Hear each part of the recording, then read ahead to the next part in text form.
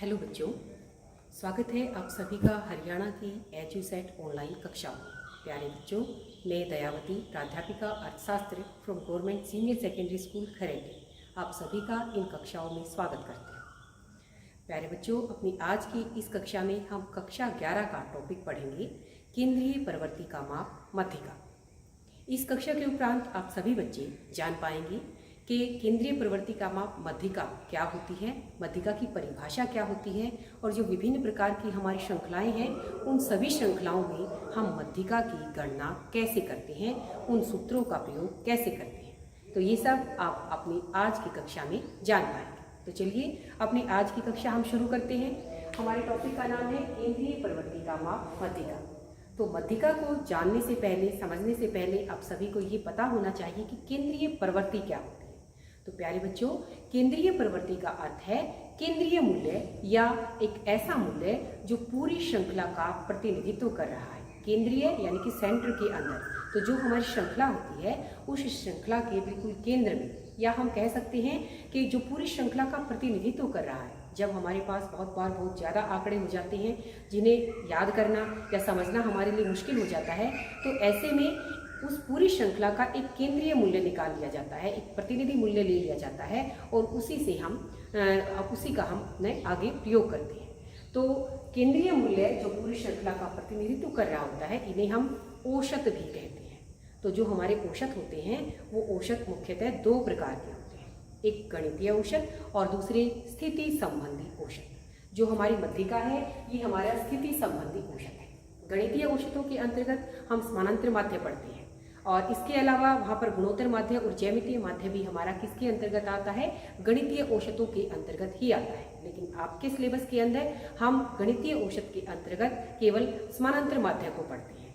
लेकिन आज जो हमारा टॉपिक है मध्यिका, ये मध्यिका गणितीय औसत नहीं है। मध्यिका को हम स्थिति संबंधी औसत के अंतर्गत पढ़ते हैं। क्यों? क्योंकि मध्यिका जो होती है वो श्रृंखला के अंदर अपनी पोजीशन, अपनी स्थिति की वजह से जानी जाती है। मध्यिका की अगर हम परिभाषा की बात करें तो मध्यिका श्रृंखला को दो बराबर भागों में बांटती है। तो मध्यिका जो होगी वो श्रृंखला के बिल्कुल बीच में स्थित होगी। तो क्योंकि ये श्रृंखला के अंदर उसकी स्थिति के हिसाब से जानी जाती है, इसीलिए हम इसे क्या कहते हैं, स्थिति संबंधी औसत कहते हैं। तो स्थिति संबंधी औसतों के अंतर्गत हम मध्यिका, विभाजन मूल्य जिसके अंतर्गत हम चतुर्थक, दशमक और शतमक को पढ़ते हैं, और इसके अलावा एक और माप है हमारा बहुलक। तो ये तीन माप जो होते हैं, मध्यिका, विभाजन मूल्य और बहुलक, इन्हें हम स्थिति संबंधी औसतों के अंतर्गत पढ़ते हैं। तो आज का जो हमारा टॉपिक है मध्यिका, ये भी क्या है, एक स्थिति संबंधी औसत है।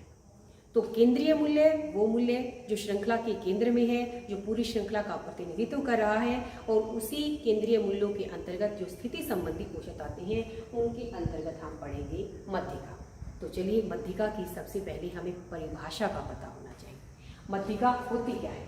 जैसा कि मध्यिका के नाम से ही पता चल रहा है कि मध्यिका यानी कि मध्य, तो एक श्रृंखला के बिल्कुल मध्य में, बिल्कुल बीच में जो मूल्य होगा वो मूल्य क्या कहलाएगा, हमारा मध्यिका कहलाएगा। हम एक उदाहरण देते हैं। उदाहरण के लिए ये हमारी श्रृंखला है। मान लिया कि ये लाइन है, इस लाइन के ऊपर हमारे अंक हैं, आंकड़े हैं, संख्या के रूप में। ये शून्य जो शुरू होकर कहीं तक भी हो सकते हैं, 100, 200, 300, 400, मान लिया 100 तक है। तो ये हमारे आंकड़े इस रेखा के ऊपर है। तो मध्यिका क्या होगी? मध्यिका इस श्रृंखला के बिल्कुल बीच में स्थित होगी। मध्यिका एक ऐसा मूल्य होगा जो इस श्रृंखला को दो बराबर भागों में बांटेगा। आधे अंक इस मध्यिका से कम होंगे और आधे मध्यिका से ऊपर होंगे। तो अगर हम मध्यिका की परिभाषा की बात करें तो मध्यिका एक ऐसा मूल्य है जो हमारी श्रृंखला को दो बराबर भागों में बांटता है। आधे आंकड़े, आधे अंक मध्यिका से कम होंगे और आधे उससे अधिक होंगे। अगर हम उदाहरण लें तो उदाहरण के लिए मान लिया कक्षा के अंदर हमारे विद्यार्थी होते हैं और हम अपने विद्यार्थियों को उनकी ऊंचाई के हिसाब से खड़ा करते हैं। सबसे पहले सबसे छोटा विद्यार्थी, उसके बाद उससे बड़ा और लास्ट में सबसे लंबा विद्यार्थी। तो जो विद्यार्थी बिल्कुल बीच में होगा वो क्या कहलाएगा, वो हमारी मध्यिका होगी। तो मध्यिका एक ऐसा मूल्य है जो श्रृंखला के बिल्कुल मध्य में है। तो उन विद्यार्थियों के अंदर जो बीच का विद्यार्थी होगा, आधे विद्यार्थी उससे कम हाइट के होंगे और आधे उससे अधिक हाइट के होंगे। तो मेरे विचार से आप सभी को मध्यिका की परिभाषा समझ में आ गई होगी। मध्यिका एक ऐसा मूल्य होता है जो श्रृंखला को 2 बराबर भागों में बांटता है और ये श्रृंखला के बिल्कुल मध्य में होता है। मध्यिका की परिभाषा के उपरांत विभिन्न प्रकार की श्रेणियों में हम मध्यिका की गणना कैसे करते हैं। तो प्यारे बच्चों, आप सभी को पता है हमारी श्रृंखलाएं 3 प्रकार की होती हैं। व्यक्तिगत श्रृंखला, दूसरे नंबर पर खंडित या विविक्त श्रृंखला और तीसरे नंबर पर हमारी श्रृंखला आती है वर्गांतर वाली श्रृंखला, अखंडित श्रृंखला जिसे हम कहते हैं। तो उन तीनों प्रकार की श्रृंखलाओं में हम मध्यिका की गणना कैसे करेंगे ये हम सीखेंगे। अगर हम मध्यिका के सूत्र की बात करें, फार्मूले की बात करें, तो मध्यिका का फार्मूला होता है n+1/2 TH आइटम। हम मद लिखेंगे कि इसके बाद जो मद आएगा हम इसे नोट करेंगे MDC। हम मध्यिका को बहुत बार M से भी नोट किया जाता है, लेकिन जो मीन होता है, मीन के लिए भी हम कई बार M का प्रयोग कर लेते हैं और मध्यिका के लिए भी। तो उससे बचने के लिए हम मध्यिका के साथ D लगा सकते हैं, मीडियन। तो इसे हम MD इससे नोट करेंगे और इसका सूत्र क्या होगा, n+1/2 TH आइटम। इस नंबर के ऊपर n+1/2 से हमने क्यों डिवाइड किया, क्योंकि मध्यिका 2 बराबर भागों में बांट दी, इसलिए हमने इसको 2 से भाग दिया। और n यहाँ पर क्या होता है, n होता है हमारी मदों की संख्या, हमारी आवर्तों की संख्या। तो जो हमारी विभिन्न प्रकार की श्रृंखलाएं हैं, व्यक्तिगत श्रृंखला, खंडित श्रृंखला और वर्गांतर वाली श्रृंखला, उन सभी श्रृंखलाओं के अंदर हम इस सूत्र का प्रयोग कैसे करेंगे वो हम एक एक करके उदाहरण लेंगे। उदाहरणों में हम देखेंगे कि किस प्रकार से हम इस सूत्र का प्रयोग करते हैं। तो हमारा सूत्र है n+1/2 TH आइटम, यानी कि इस n+1/2 इसे सोल्व करने के बाद जो भी नंबर आएगा, मान लिया 6 नंबर आता है, तो छठे नंबर पर जो मद है, छठे नंबर पर जो हमारी मद है, आइटम है, वो हमारी मध्यिका होगी, ना कि 6 हमारी मध्यिका होगी। तो इसे हम करके देखते हैं। हम एक उदाहरण लेते हैं विभिन्न प्रकार की श्रृंखलाओं के, तीनों प्रकार की श्रृंखलाओं के हम उदाहरण लेते हैं एक एक करके, और तब देखते हैं कि मध्यिका की गणना कैसे की जाती है। तो प्यारे बच्चों, मैंने यहाँ पर जो हमारी व्यक्तिगत श्रृंखला होती है उसका एक एग्जाम्पल लिया है, उदाहरण लिया है, और यहाँ पर हम देखेंगे कि मध्यिका हम कैसे निकालेंगे। तो ये हमारे विद्यार्थी हैं, 15 विद्यार्थी हैं। अगर हम इनको गिन के देखें तो ये 15 नंबर मिलेंगे। तो 15 विद्यार्थियों के ये किसी पेपर के अंदर अंक हैं। मान लिया अर्थशास्त्र के पेपर के अंदर विद्यार्थियों के 15 विद्यार्थियों के ये अंक हैं और हमें मध्यिका निकालनी है। तो ये हमारा व्यक्तिगत श्रृंखला का उदाहरण है, क्योंकि यहाँ पर जो 15 विद्यार्थी हैं उन 15 के 15 विद्यार्थियों के अलग अलग अंक दिए हुए हैं। किसी एक विद्यार्थी के अंक अगर 2 बार आते हैं, 2 विद्यार्थियों के एक जैसे अंक है, जैसे 23 और 23, तो हम उसको 2 बार लिखेंगे। तो इस प्रकार की श्रृंखला हमारी क्या कहलाती है, व्यक्तिगत श्रृंखला कहलाती है, जिसके अंदर प्रत्येक इकाई का अलग अलग माप दिया हुआ होता है। तो जब हम मध्यिका की गणना करेंगे तो सबसे पहले हम अपनी व्यक्तिगत श्रृंखला को आरोही या अवरोही क्रम में लगाएंगे। तो यहाँ पर जो मैंने अंक लिखे हैं ये पहले से ही चढ़ते हुए क्रम में है, आरोही क्रम में है। अगर ऐसा नहीं है, अगर जो हमें सवाल दिया गया है उस सवाल के अंदर ऐसा नहीं है, आरोही या अवरोही क्रम में नहीं है, तो सबसे पहले आपको अपने अंकों को आरोही या अवरोही क्रम में लगाना है। तो ये हमारे 15 विद्यार्थियों के अंक अर्थशास्त्र के पेपर के अंदर दिए हुए हैं। तो यहाँ पर हमारा n क्या होगा, यहाँ पर हमारा n होगा 15। n हमारा यहाँ पर 15 है, क्योंकि हमारे विद्यार्थियों की संख्या कितनी है, 15। ये 15 विद्यार्थियों के अंक दिए हुए हैं और हमें निकालना है मीडियन, मध्यिका। तो फार्मूले का किसका यूज करेंगे हम, n+1/2 TH आइटम। इस नंबर के ऊपर n+1/2 नंबर के ऊपर जो मद होगी वो मद हमारी मध्यिका होगी। तो हम n की जगह पर n की वैल्यू रखेंगे 15 + 1/8, तो 16/2 यानी कि 8 हमारी मध्यिका नहीं है। हमारी मध्यिका कौन सी होगी, जो 8वें नंबर पर हमारी मद है वो। तो हम गिनेंगे 1 2 3 4 5 6 7 8, 8वें नंबर पर हमारी ये मद है। तो मध्यिका हमारी, मीडियन हमारा क्या होगा, 23 होगा, ना कि 8। तो इस प्रकार से जो हमारी व्यक्तिगत श्रृंखला होगी उसमें हम सबसे पहले अपने आंकड़ों को आरोही या अवरोही क्रम में लगाएंगे। आरोही और अवरोही क्रम में लगाने के उपरांत हम इस फार्मूले का प्रयोग करेंगे और इस फार्मूले को सोल्व करने के बाद जो भी नंबर हमारा आएगा उस नंबर के ऊपर जो मद होगी वो मद हमारी मध्यिका कहलाएगी। अब अगर हमारी विद्यार्थियों की संख्या 15 की बजाय 14 होगी, मान लिया एक विद्यार्थी हमारा कब होगा, 14, तो हमारा n कितना बन जाता, फिर हमारा n बन जाता 14। तो जब अगर n हमारा 14 है और तब हम इस फार्मूले का प्रयोग करें 14 जमा 1 बटे 2, अगर हम इस तरह से करते हैं 14 जमा 1 बटे 2, तो ये हमारा 15 बटे 2 आता है। प्यारे विद्यार्थियों, यहाँ पर हमारा एक पूरा अंक नहीं आया, यहाँ पर तो हमारा 8 आ गया था पूरा अंक, लेकिन यहाँ पर जब 15 बटे 2 को सोल्व करेंगे तो हमारा 7.5, तो 7.5 नंबर के ऊपर जो मद आई है तो वो हम कैसे निकालेंगे? इसके लिए हम क्या करेंगे, जो भी हमारा यहाँ पर 7.5 आया है तो 7 नंबर के ऊपर जो मद है और 0.5 यानी कि इससे नेक्स्ट जो मद है, तो 7वें नंबर पर हमारी मद कौन सी है? 1 2 3 4 5 6 7। 7वें नंबर पर हमारी मद है 23 और दूसरी मद इससे अगली 7.5 यानी कि 7 में से अगली जो मद है यानी कि ये हमारी 24। तो तब हम क्या करेंगे, जो भी हमारा पूरा नंबर आया है वो नंबर और उससे अगला जो नंबर है उन नंबरों को जोड़ेंगे और उसे हम 2 से डिवाइड करेंगे। तो 23 और 24 को जब हम जोड़ेंगे तो ये हमारा 47 आएगा और 47 को जब हम 2 से भाग देंगे तो इसके बाद हमारा आएगा 23.5। तो जब हमारी मदों की संख्या व्यक्तिगत श्रृंखला में अगर सम है, जैसे 14 होगी, 14 हमारे एक सम संख्या है, तो ऐसे में जो भी हमारे आएगा आइटम वो हमारा पॉइंट में आएगा। तो ऐसे में हम क्या करेंगे, जो हमारा पूरा अंक है उस नंबर के ऊपर जो मद है वो लेंगे और उससे अगला जो नंबर है उन दोनों को जोड़कर उसे हम 2 से भाग देंगे। उसके बाद जो हमारा आंसर आएगा वो हमारी मध्यिका कहलाएगी। तो जब इवन नंबर में हमारे n की संख्या है तो हम क्या करेंगे और ओड में है तो हम क्या करेंगे। तो उम्मीद है आप सभी को ये व्यक्तिगत श्रृंखला का उदाहरण जो है समझ में आ गया होगा। इसके उपरांत अब हम इसी प्रकार से मीडियन को निकालने के लिए जो हमारी अगली श्रृंखला होती है खंडित श्रृंखला, उसका एक उदाहरण लेते हैं और उसमें देखते हैं हम मध्यिका की गणना कैसे करेंगे। तो प्यारे बच्चों, यहाँ मैंने अपने अगली श्रृंखला का उदाहरण लिया है जिसे हम खंडित या विविक्त श्रृंखला कहते हैं। तो खंडित और विविक्त श्रृंखला में आपके पास जब उदाहरण दिया हुआ मिलेगा तो उसमें इस तरह की आपको श्रृंखला मिलेगी। एक मदों की लाइन लेगी, हम इसे x से भी नोट कर देते हैं बहुत बार, x से, और उसके सामने उसकी फ्रीक्वेंसी आवर्तियां दी हुई मिलेगी।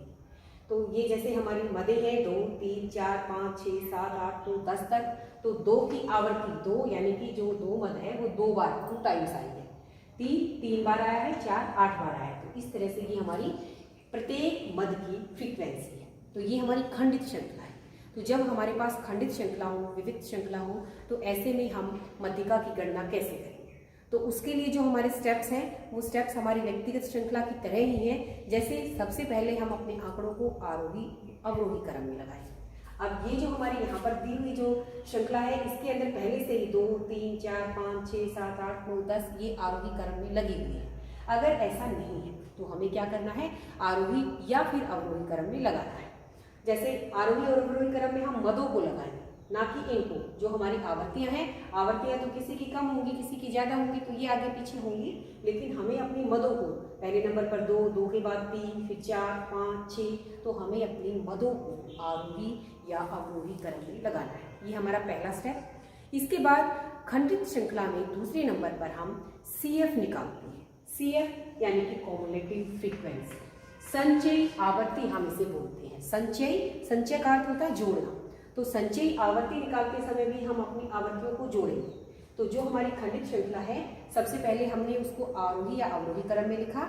दूसरे नंबर पर हम क्या करेंगे, संचयी आवर्ती निकालेंगे। तो चलिए हम यहाँ पर संचयी आवर्ती निकालते हैं। संचयी आवर्ती में हम आवर्तियों को जोड़ते हैं। तो पहले नंबर पर 2 की जो आवर्ती है, फ्रीक्वेंसी है, वो 2 है। तो 2 से पहले और कोई नहीं थी, तो 2 का हम 2 ही लिखेंगे। इसके बाद जो हमारी तीसरी मद है, इसकी आवर्ती 3 है और पिछले की आवर्ती 2 थी, तो हम इन दोनों को जोड़ेंगे। 2 के अंदर हम 3 को प्लस करेंगे 5। इस तरह से हम जोड़ते हुए अब ये पिछली जो दोनों आवर्तियां हैं ये अगली 8 के अंदर जुड़ेंगी, या हम 8 के अंदर सीधा 5 को भी जोड़ सकते हैं। तो ये हो गया हमारा 13। इस तरह से 13 के अंदर हम 10 को जोड़ेंगे 23 के अंदर फिर अगला जो 12 हमारा है इसे हम जोड़ेंगे 35, और 35 के अंदर फिर हम 16 को जोड़ेंगे, तो ये हमारा 51 के अंदर फिर हम 10 को जोड़ेंगे, तो ये हमारा 61, और 61 के अंदर हम 8 को जोड़ेंगे तो 69, और 69 के अंदर जब हम 6 को जोड़ेंगे तो 75। तो ये जो हमने इस तरह से जोड़ कर निकाला है, ये हमारी CF है, कॉम्युलेटिव फ्रीक्वेंसी है, संचयी आवर्ती है, जिसे हमने आवर्तियों को जोड़ करके निकाला है। तो अगर हम अपनी इन सभी आवर्तियों का जोड़ करें और ये जोड़ हमारा जो आएगा वही हमारी लास्ट की जो CF है, CF का जोड़ आएगा। अगर हमारी सभी फ्रीक्वेंसियों का जोड़ और लास्ट की CF का जोड़ मैच नहीं कर रहा है तो इट मीन्स हमने कॉम्युलेटिव फ्रीक्वेंसी निकालते समय हमारे जोड़ में गलती हुई है। तो जो हमारी फ्रीक्वेंसीज का टोटल है और जो लास्ट की CF है वो हमारी इक्वल होनी चाहिए। तो खंडित श्रृंखला में पहला स्टेप क्या बताया मैंने कि हम अपनी आवर्तियों को, जो हमारी मदें हैं, मदों को आरोही या अवरोही क्रम में लगाएंगे। दूसरे नंबर पर हम क्या करेंगे, CF कॉम्युलेटिव फ्रीक्वेंसी निकालेंगे और उसके बाद फिर हम जो हमारा मीडियन का फार्मूला है उसे हम यूज करेंगे। मीडियन का फार्मूला हमारा है n+1/2 TH इस नंबर के ऊपर जो मद है। तो हमने व्यक्तिगत श्रृंखला में भी इसी फार्मूले का प्रयोग किया था और खंडित श्रृंखला में भी हमने इसी फार्मूले का प्रयोग करना है।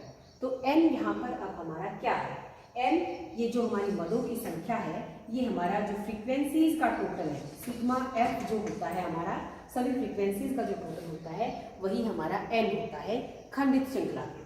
तो हम यहाँ पर n की वैल्यू रखते हैं, n हमारा 75 + 1/2 तो 76/2। तो इसे जब हम सॉल्व करेंगे तो ये 38 नंबर पर जो मद है, जो आइटम है, वो हमारी क्या होगी, वो हमारी मध्यिका होगी, ना कि 38। तो 38 हम कैसे निकालेंगे, जो हमने CF दी हुई है, हमारी संचयी आवर्ती जो दी हुई है, इस संचयी आवर्ती के अंदर हम 38 देखें तो 38 यहाँ पर कहीं नहीं दिया हुआ, लेकिन ये 35 है।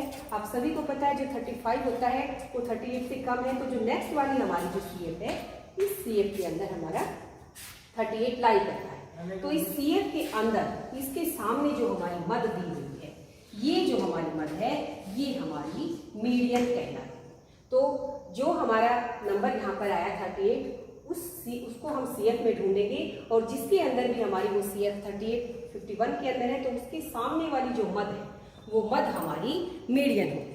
तो प्यारे बच्चों, आपको समझ में आया होगा कि जो हमारी खंडित श्रृंखला है, खंडित श्रृंखला के अंदर हम मध्यिका की गणना कैसे करेंगे।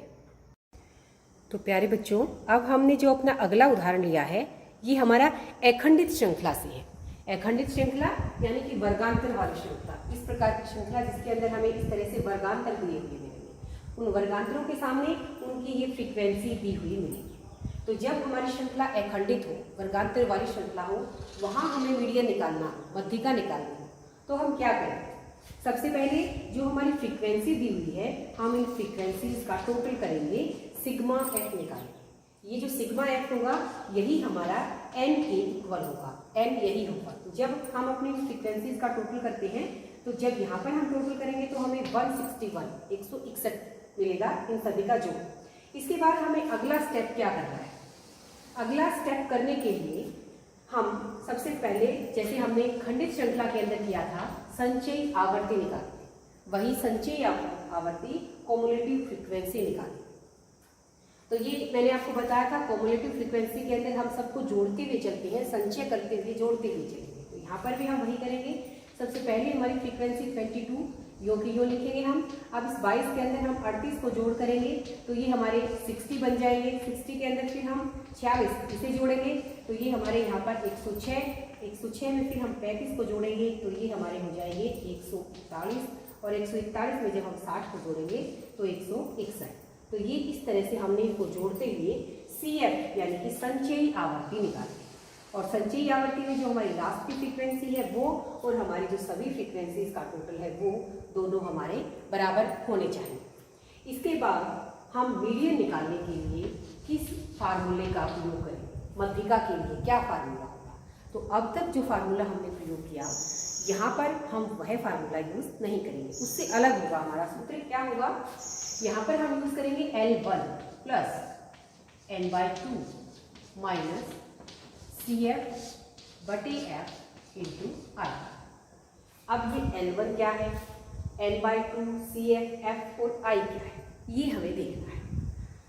n/2 के अंदर जो n हमारा है इसका हमें पता है n क्या होता है हमारा, तो n मैंने आपको बताया है, n जो हमारी सभी फ्रीक्वेंसीज का टोटल है वो हमारा n है। तो यहाँ से हम n/2 निकालें, यानी कि 161 को 2 से भाग दें तो ये हमारा 80.5, ये हमारा 80.5, ये हमारा क्या आ गया, n/2 आ गया। n/2 हमारा 80.5 आ गया। इसी से हम L1, CF और F निकालें। जो हमारा 80.2 है वो हम अपनी फ्रीक्वेंसी, जो हमारी कॉम्युलेटिव फ्रीक्वेंसी है, संचयी आवृत्ति है, वहां पर देखेंगे। 22 80.5 से कम है, 60 भी इससे कम है, लेकिन 106 जो है इसके अंदर 80.5 आएगा। तो जो हमारा n/2 है ये हम देखेंगे किस CF के अंदर आता है। ये इस CF में आता है, तो इससे ऊपर वाली जो CF है वो हम CF लेंगे यहाँ के लिए, और इसके 80.5 106 के अंदर था, तो इसके सामने वाला जो है ये हम F लेंगे, और इसके सामने वाला ही जो वर्गांतर है उस वर्गांतर की जो लोअर वैल्यू है वो हमारा L1 होगा। तो L1 क्या है, n/2, CF, F क्या है, ये सब हम n/2 से निकालेंगे। n हमारे पास सिग्मा f है जो कि सभी फ्रीक्वेंसीज का टोटल है, उसे 2 से डिवाइड करेंगे तो जो भी हमारा आएगा आंसर में n/2, उस n/2 को हम अपनी CF में लिखेंगे। कौन सी CF, जिस भी CF के अंदर वो आएगा उससे ऊपर वाली हम CF लेंगे, उसके सामने वाला हम F फ्रीक्वेंसी लेंगे, और उसके सामने वाले ही वर्गांतर की लोअर वैल्यू हमारी L1 होगी। अब हम क्या करेंगे, इन सभी की वैल्यूज को पुट करेंगे। I यहाँ पर जो भी है हमारा I यानी कि क्लास इंटरवल, तो हर एक वर्ग के अंदर जो वर्गांतर है, प्रत्येक वर्ग में आपने देखा कि 10-10 का अंतर है, तो 10 हमारा क्या है, क्लास इंटरवल। तो अब क्या करते हैं, हम अपनी सारी वैल्यूज को इसके अंदर पुट करते हैं। L1 हमारा क्या है, 20, तो हम यहाँ पर 20 लिखते हैं। n/2 हमारा अभी हमने यहाँ पर निकाला था 80.5, इसमें से माइनस करेंगे हम CF को, तो CF हमने क्या लिया यहाँ पर 60, और बटे F करेंगे तो F कितना है हमारा 46, और गुना हमारा क्लास इंटरवल हो जाएगा जो कि हर एक के अंदर 10 है। तो अब हम इसे सॉल्व करते हैं। 20 जमा 80.5 में से हम 60 को माइनस करेंगे तो 0.5 हमारा ऐसे ही, 80 में से 60 हमारे चले गए तो 20.5 बटे 46 गुणा 10। तो 10 से जब अगर हम 20.5 को गुणा करते हैं तो हमारा जो डेसिमल है वो डेसिमल एक पॉइंट उधर सरक जाएगा और पूरे 205 बन जाएगा।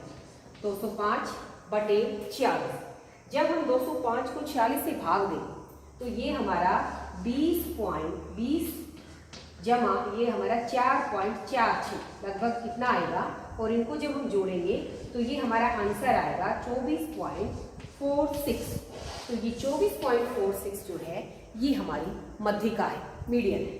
तो हमने इस फार्मूले का प्रयोग किया, L1 plus n/2 minus CF बटे F गुणा I, और L1 क्या है, ये जिस CF के अंदर हमारे n/2 आता है उसके सामने वाले वर्गांतर की लोअर वैल्यू है, और CF जिस CF के अंदर हमारा ये n/2 आया है उससे ऊपर वाली CF है, और सामने वाला F है।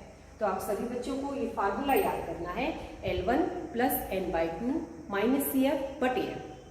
तो ये हमारा अखंडित श्रृंखला के अंदर मध्यिका निकालने के लिए इस फार्मूले का प्रयोग करेंगे हम, और खंडित और व्यक्तिगत श्रृंखला के लिए हम n+1/2 नंबर के ऊपर जो मद होगी वो हमारी मध्यिका होगी। इसके अलावा हमारी बहुत सी और भी हमारी श्रृंखलाएं होती हैं, जैसे कई बार हमें संचयी आवर्ती, सीधे सीधे संचयी आवर्ती दे दी गई हो, या हमें जो हमारे वर्गांतर हैं वो से कम और से अधिक इस तरह से भी दे दिए जाती हैं। जो हमारी समावेशी श्रृंखला होती है या सम्मिलित श्रृंखला होती है, कई बार उस प्रकार की श्रृंखलाएं दे दी जाती हैं।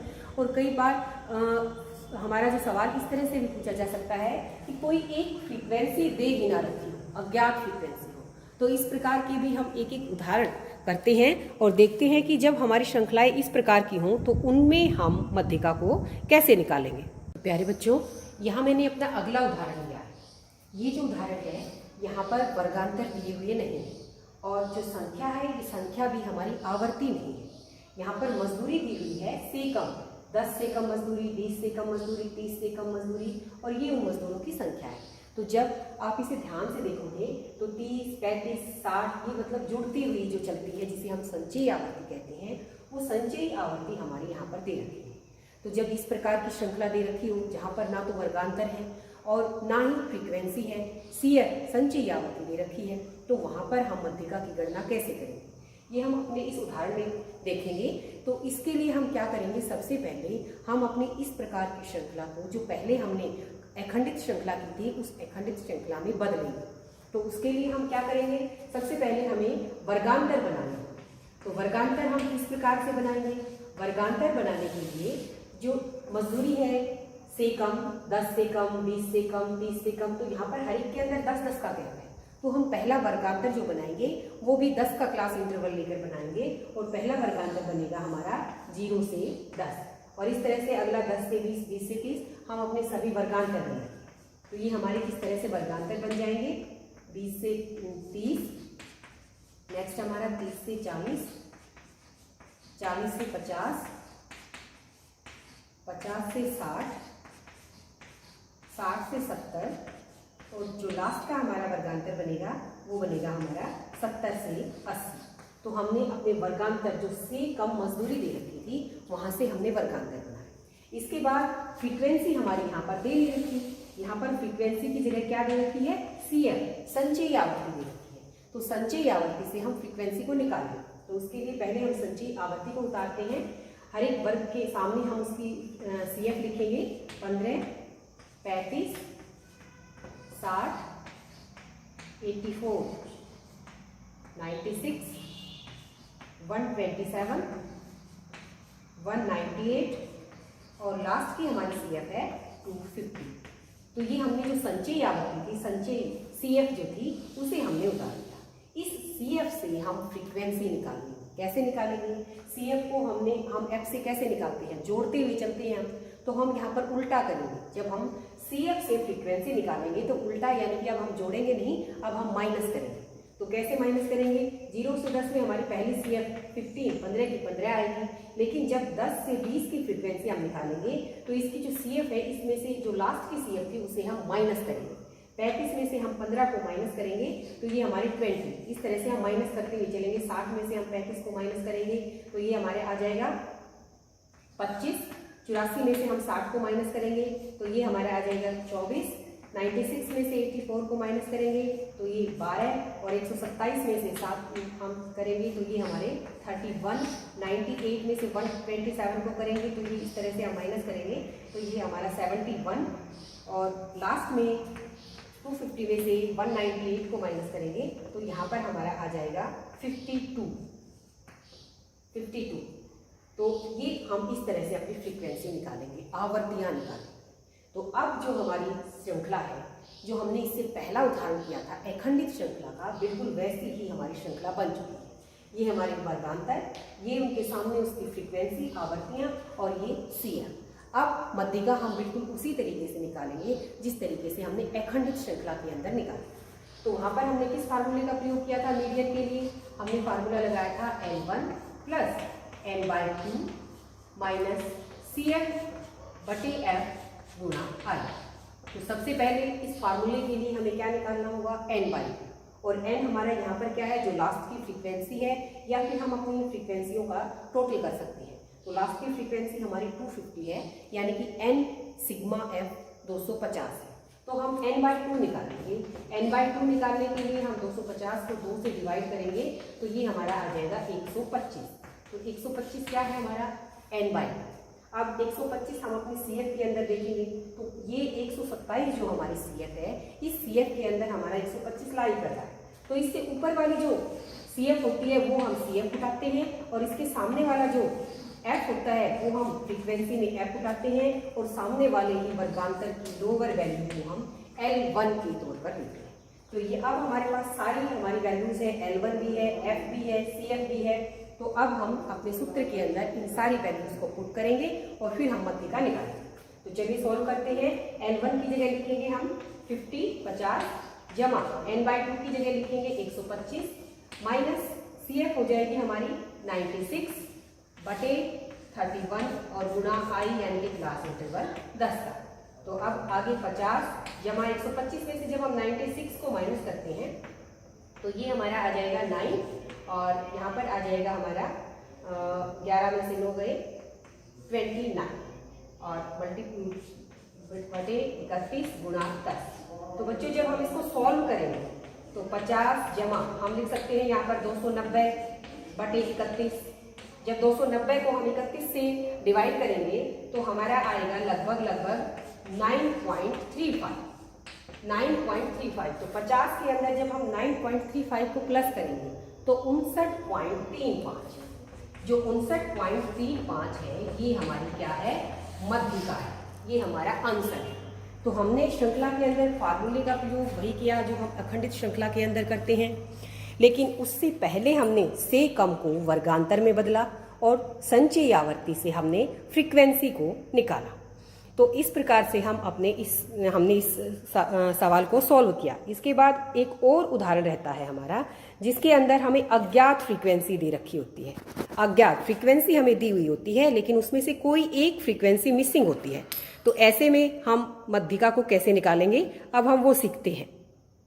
तो प्यारे बच्चों, हमने यहाँ पर अपना अगला उदाहरण लिया है जिसके अंदर हमें वर्गांतर दिए हुए हैं, अंक, ये हमारे वर्गांतर है अंकों में, और सामने फ्रीक्वेंसी। लेकिन दो आवर्तियां हमारी मिसिंग है। 10 से 20 के सामने क्वेश्चन मार्क है और 40 से 50 के सामने क्वेश्चन मार्क है। और हमें निकालना क्या है, हमें ये दो अज्ञात फ्रीक्वेंसीज निकालनी है। और गिवन हमें क्या है, हमें n यानी कि मदों की संख्या, यानी कि जो हमारा सिग्मा f होता है, टोटल होता है, ये हमें दिया हुआ है 100 है ये हमारा n यानी कि 100 यानी कि सिग्मा है, और मध्यिका दी हुई है 30। तो जब मध्यिका दे रखी हो, सिग्मा f दे रखा हो और दो हमारी फ्रीक्वेंसी जो है मिसिंग हो, अज्ञात हो, तो उन्हें हम कैसे निकालें। तो उसके लिए हम वही करेंगे जो अब तक करते आए हैं। सबसे पहले हम संचयी आवृत्ति निकालेंगे, कॉमुलेटिव फ्रीक्वेंसी CF निकालेंगे, जिसके अंदर हम अपनी फ्रीक्वेंसी को जोड़ते हुए चलते हैं। तो ये जो पहला क्वेश्चन मार्क है, हम इसकी जगह पर कुछ भी लिख सकते हैं, x लिख सकते हैं या F1 लिख सकते हैं, और ये हमारी F2 फ्रीक्वेंसी 1 और फ्रीक्वेंसी 2 जो मिसिंग है, तो ये हम लिख देते हैं और तब हम जोड़ते हुए चलते हैं। तो 10 के अंदर जब हम यहाँ पर सबसे पहले 10 हमारा ऐसे का ऐसे आएगा, और नेक्स्ट में जब 10 के अंदर हम F1 को जोड़ेंगे तो यहाँ लिखेंगे हम 10 प्लस F1। 10 के अंदर भी हम 25 को जोड़ते हैं तो यहाँ हम लिख सकते हैं 35 प्लस F1 ऐसे का ऐसे। 35 में फिर हम 30 को जोड़ेंगे तो ये हमारे 65 प्लस F1। नेक्स्ट जब हम CF निकालेंगे तो यहाँ पर हम लिखेंगे 65 प्लस F1 प्लस F2। तो ये F1 और F2 को हम इस तरह से लिखेंगे जब हम CF निकालेंगे। 65 में फिर हम इसे जोड़ेंगे तो ये हमारा 75 प्लस F1 प्लस F2, इस तरह से हम इसको लिखेंगे CF। अब आगे हम क्या करेंगे, हमें n पहले से ही दे रखा है, यानी कि जो हमारी लास्ट की फ्रीक्वेंसी है, आप सभी को पता है कि जो लास्ट की फ्रीक्वेंसी होती है और जो हमारे सिग्मा f का टोटल होता है वो दोनों बराबर होता है। तो यहाँ से हम एक इक्वेशन निकालेंगे। हम इस तरह से लिख सकते हैं कि 75 प्लस F1 प्लस F2 जो कि हमारी लास्ट की CF है, वो हमारी सारी जो फ्रीक्वेंसी होती है उनका टोटल यानी कि n इसके बराबर होती है। ये अब तक हम करते आए हैं, तो हम इसके इक्वल रखेंगे।